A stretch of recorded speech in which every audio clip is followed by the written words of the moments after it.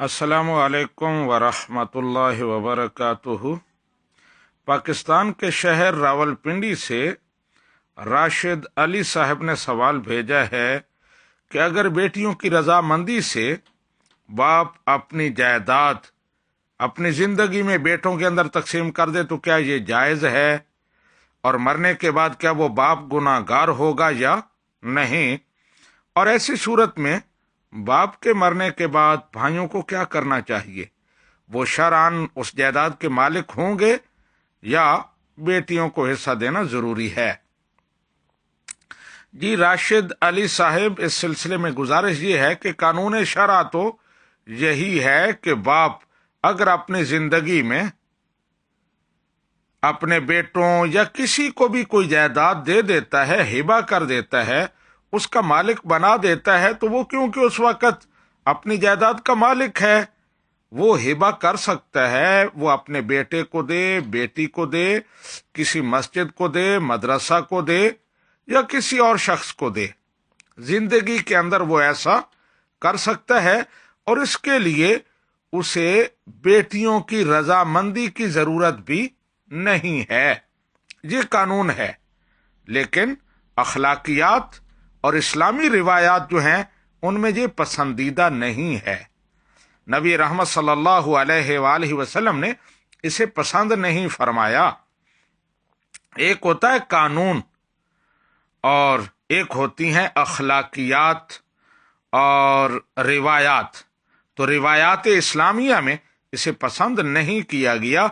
नबी रहमत सल्लल्लाहु अलैहि वसल्लम के सहाबी हजरत नोमान बिन बशीर रिवायत करते हैं कि मेरे वालिद गिरामी ने मुझे अपनी जायदाद में से एक हिस्सा देना चाहा और उसके लिए नबी रहमत की बारगाह में मुझे ले गए और अर्ज करने लगे, या रसूल अल्लाह सल्लल्लाहु अलैहि वसल्लम, आप इस पर गवाह बन जाएं कि मैं अपने बेटे नोमान को फलां बाग या कोई और जो भी जायदाद, मुख्तलिफ रिवायात हैं, वो इसको दे रहा हूं। नबी रहमत ने पूछा, क्या तमाम औलाद को तुमने इसी तरह का हिस्सा दिया है, तमाम बेटों को दे रहे हो? अर्ज की, या रसूल अल्लाह सल्लल्लाहु अलैहि वसल्लम, नहीं, सिर्फ इस एक को दे रहा हूं, इसकी अम्मी की सिफारिश पर। तो नबी रहमत ने फरमाया, मैं इस जुल्म पर गवाह नहीं बनूंगा, इस पर किसी और को गवाह बना लो।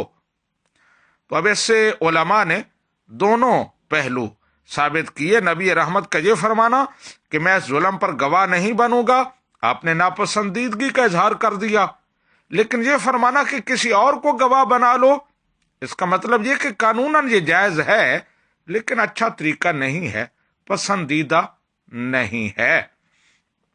तो ये इसका जवाब है।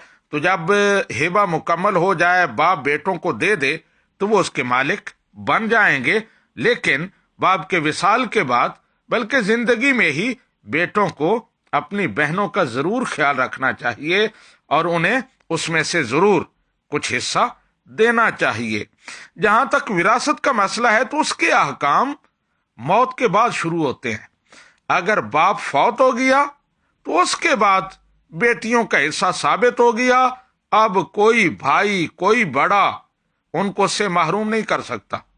अगर महरूम करेगा तो वो कुरान और सुन्नत से, अल्लाह और उसके रसूल से बगावत करेगा, सरकशी करेगा, गुनाह कबीरा का इर्तिकाब करेगा। और हमारे यहाँ ये जो सिलसिला चल गया है कि जी बहनें राजी हैं, वो माफ कर रही हैं, तो ये माफी भी शरअन माफी नहीं है। बहनें माफ ना करें तो क्या करें? जब वो देखती हैं कि मुआशरे में जो बहन अपना हिस्सा लेती है उस पर तानो तशनी होती है, भाई उसका बुरा मनाते हैं, तो वो बादिले नाखास्ता, ना चाहते हुए भी हां कर देती है। उसके दिल पर क्या गुजर रही होती है वो तो कोई देखता ही नहीं है। ठीक है जी, उसने हां कर दिया है।